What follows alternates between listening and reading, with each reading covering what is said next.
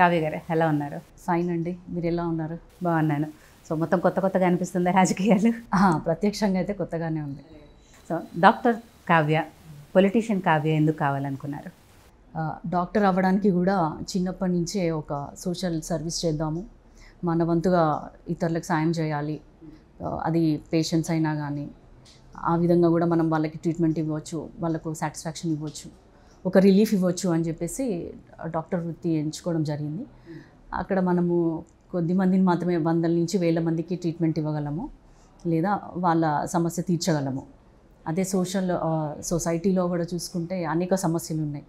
ప్రతి సెక్షన్లో కూడా మహిళలు, పిల్లలు, లేకుంటే మగవారు, యువత, వీళ్ళందరికీ కూడా ఏదో ఒక సమస్య ఉండే ఉంటుంది. ఆ విధంగా కూడా సోషల్లో కూడా సొసైటీ కాజెస్ ఇవన్నిటికీ రూట్ కాజ్ తెలుసుకొని పని చేయాలి అనే ఉద్దేశంతో రావడం జరిగింది. సో డాక్టర్గా అయినా పొలిటీషియన్గా అయినా చిన్నప్పటి నుంచి చూస్తూనే పెరిగారు. డాడీ ఆల్రెడీ తను డాక్టరే చేస్తున్నారు కాబట్టి డాక్టర్గా మీకు కొత్త ఏమీ కాదు, ఇంట్లో ఆ పరిస్థితులు ఉంటాయి. అండ్ పొలిటీషియన్గా కూడా మీ చిన్నప్పటి నుంచి ఆయన పొలిటికల్గానే ఉన్నారు కాబట్టి ఆ పరిణామాలన్నీ కూడా మీరు చూస్తూనే ఉన్నారు. బట్ డైరెక్ట్గా మీరు ప్రత్యక్ష రాజకీయాల్లోకి రావడం మాత్రం ఫస్ట్ టైం కాబట్టి అప్పటికి ఆ తేడా ఇప్పుడు ఇది ఎలా అనిపిస్తుంది? బాగానే ఉందండి. ఏంటంటే అంతకుముందు మనం బిహైండ్ ద స్క్రీన్ వర్క్ చేసాం డాడీ కోసము. నేను 7th క్లాస్లో ఉన్నప్పుడు డాడీ ఫస్ట్ టైం ఎమ్మెల్యే అయ్యారు. సో ఆ టైంలో ఫస్ట్ టైం నామినేషన్కి కూడా మేము వెళ్ళాము, ఆ 7th క్లాస్ టైంలో కూడా. అప్పటి నుంచి చూస్తూనే పెరిగాము, అదే వాతావరణంలో ఉన్నాము. ప్రత్యక్షంగా అప్పుడంతా నేర్చుకున్నాము, ఇప్పుడు ఇంప్లిమెంటేషన్లో ఉంది అది. కాబట్టి ప్రత్యక్ష రాజకీయాలు డెఫినెట్గా వేరుగానే ఉంటాయి. పాలిటిక్స్ ఛాలెంజింగ్గా అనిపిస్తున్నాయా? డెఫినెట్గా ఛాలెంజింగ్గానే ఉంటుంది కదా. ఇక్కడ ఇంట్లో ఏదైనా కూడా ఒకరిద్దరిని సంజాయించుకోవడం వేరు. పాలిటిక్స్ అంటే రకరకాల మనుషులు, రకరకాల మనస్తత్వాలు, ఇట్లా అందరినీ కలుపుకొని వెళ్ళడం ఛాలెంజింగే. ఓకే, ఎప్పుడైనా అనుకున్నారా పాలిటిక్స్లోకి వస్తాను అని? ఇప్పటికీ రావాలని అనుకున్నాను. చిన్నప్పటి నుంచే చాలా ఇష్టం ఉండేది, ఎందుకో మరి ఆ వాతావరణంలో పెరిగిన దాన్ని కాబట్టి. అసలు ఎమ్మెల్యేస్, మినిస్టర్స్ చిన్నప్పుడే డాడీ ఫస్ట్ మినిస్టర్ అయ్యారు 7th నుంచి. అప్పటి నుంచే వాళ్ళందరూ ఏదో మన ఫ్యామిలీ మెంబర్స్, మన గవర్నమెంట్, మన మినిస్టర్స్, మన ఎమ్మెల్యేస్ అన్న ఫీలింగ్లో ఉండేవి.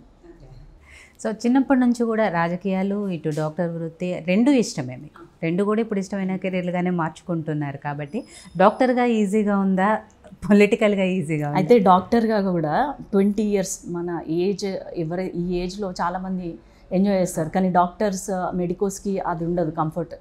20 years నుంచి 30 years వరకు వాళ్ళు చదువు మీదనే పెట్టాలి. అది కష్టమైన వృత్తే, రాజకీయాలు కూడా కష్టమైన వృత్తే. అప్పుడు చదువుకొని కష్టపడ్డాము. మాకంటే ముందు ఇంజనీరింగ్ చేసిన మా చెల్లెళ్ళు వాళ్ళు ముందు సెటిల్ అయ్యారు నాకంటే. రాజకీయాలలో కూడా అంతే ఉంటుంది, కష్టమైనదే కానీ ఇష్టమైనది. రెండు ఇష్టమైనయే కాబట్టి కష్టమైనా కూడా బాగానే ఉంటుంది. సో డాక్టర్ కావ్య బాగుందా, పొలిటీషియన్ కావ్య బాగుందా? పిలిపించుకోవడానికి ఏది బాగుంది? డాక్టర్ కూడా అది సొసైటీలో ఆ హుందాతనమే వేరు. డాక్టర్ అంటే, పొలిటీషియన్ అంటే ఇక మళ్ళీ ఎంపీ అనేది ఇప్పుడు మనకి ఏదైతే అవకాశం వచ్చిందో ఎంపీ అభ్యర్థిగా, అది కూడా చాలా డీసెంట్ జాబ్ పాలిటిక్స్లో. కాబట్టి రెండు బాగున్నాయి. సో కాంగ్రెస్ నుంచి ఎంపీ అభ్యర్థిగా పోటీ చేయబోతున్నారు. ప్రచారం ఎలా జరుగుతుంది? ప్రజల నుంచి రెస్పాన్స్ ఎలా వస్తుంది? ఓవరాల్గా ఎంపీ ఎలక్షన్స్కి ఎలా ప్రిపేర్ అవుతున్నారు? అసలు ఒక మాట చెప్పాలంటే, ఎప్పుడైతే ఫస్ట్ మనకి అంతకుముందు ఇచ్చిన బీఆర్ఎస్ పార్టీ నుంచి టికెట్ వచ్చినప్పుడు దానికంటే కూడా రెట్టింపుగా నాకు శుభాకాంక్షల విలువ వస్తుంది. చాలామంది కలుస్తున్నారు, ఇంటలెక్చువల్స్ కలుస్తున్నారు.